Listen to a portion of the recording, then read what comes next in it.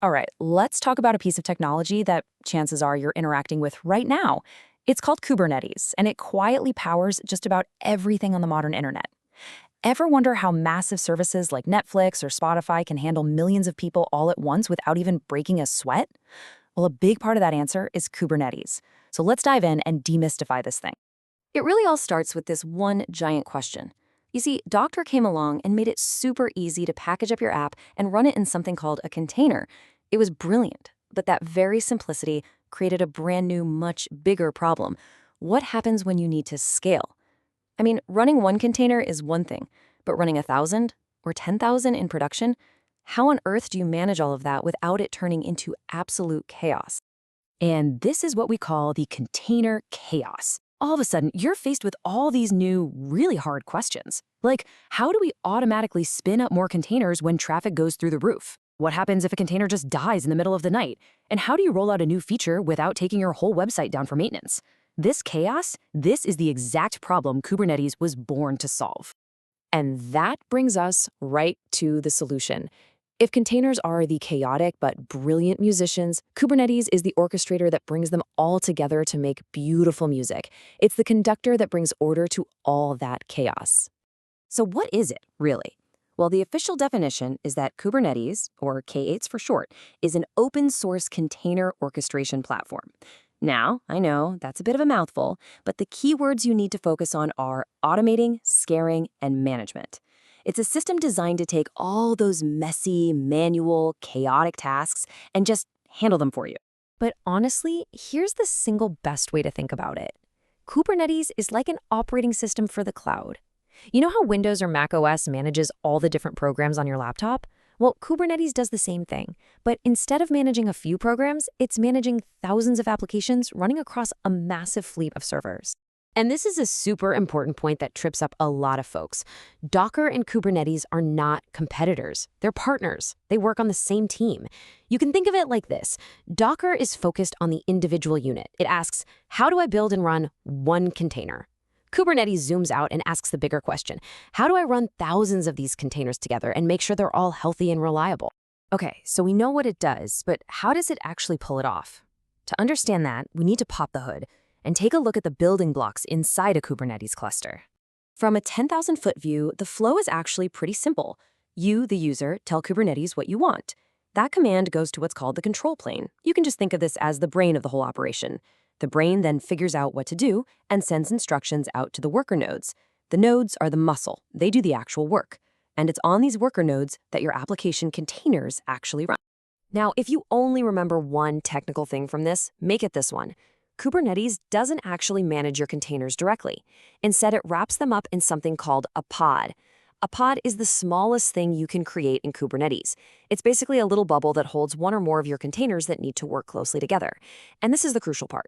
In the world of Kubernetes, you don't think about containers anymore. You think about pods. Okay, so if a pod is like a single house for your app, what's a deployment?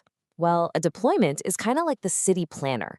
You tell the deployment, hey, I always want 5 identical copies or replicas of my application's pod running. And the deployment's entire job is to make sure that's always true. If one of those pods crashes, the deployment instantly builds a new one to replace it. It also lets you do updates with zero downtime, which is pretty amazing. So we have our pods, and they're being managed by a deployment. But how does anyone on the internet actually get to them? See, pods come and go, and their network addresses are always changing. That's where a service comes in. A service creates a single, stable address that sits in front of a group of your pods. It acts like a smart traffic cop or a load balancer, making sure requests always go to a healthy, available pod. So let's trace a request to see how this all connects. A user's request comes in from the internet, and it hits a load balancer. That load balancer sends it to the stable address of your service. The service then looks at all the pods it's managing and forwards the traffic to one of the healthy ones. And finally, the container inside that pod gets the request and runs your application code. See? Each layer adds a bit of intelligence, creating this really resilient system. Now, all those pieces, pods, deployments, services, they're all really powerful.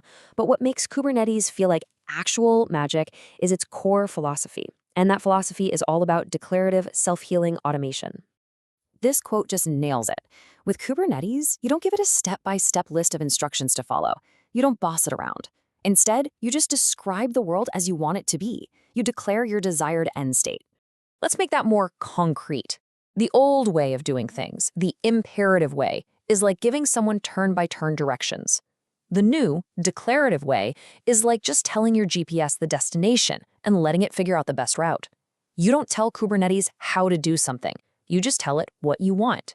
You say, I want 5 replicas of my app running this code. Make it so. The focus shifts completely from the steps to the end state. And because you've told it what you want, Kubernetes can act like a tireless robot operator that's always watching. It is constantly comparing the current state of the cluster to the desired state you described. And if they don't match, it takes action. If a pod is missing, it creates one. If a pod crashes, it restarts it. If an entire server goes down, it moves those pods to a healthy server. This isn't just automation. This is true self-healing. And that incredible power is why Kubernetes has become more than just another tool. It is, without a doubt, the standard for how we run modern applications in the cloud. But to really get its place in the world, we have to bust the #1 myth that's out there, which is this idea that you choose Kubernetes or you choose Docker. The reality is, that's just not the right way to think about it. As we've already seen, they work together.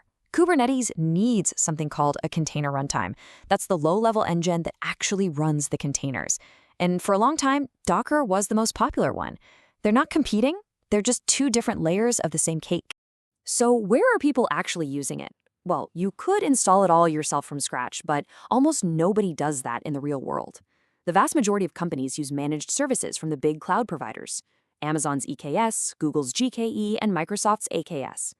Basically, they handle all the complicated brain parts for you, so you can just focus on running your apps. Because of all this, Kubernetes has really become the engine of modern DevOps. It's the perfect place to automatically deploy code from your CI/CD pipelines because it makes things like zero downtime releases easy. And it's perfect for what we call a microservices architecture, where you can scale all the different little pieces of your application completely independently from each other. Okay, I know that was a lot, so let's do a super quick recap. Kubernetes orchestrates containers at scale. Your whole setup is a cluster, which is made of nodes. Nodes run pods, pods wrap your containers. You use a deployment to manage your pods and a service to expose them to the internet. And the real secret sauce? It's that declarative, self-healing magic. You know, Kubernetes took this simple, powerful idea of a container and turned it into the fundamental building block for the entire modern cloud. It gave us a universal, reliable, and scalable way to run our software anywhere. So the only real question left is, what will you build on top of it? Thanks for watching.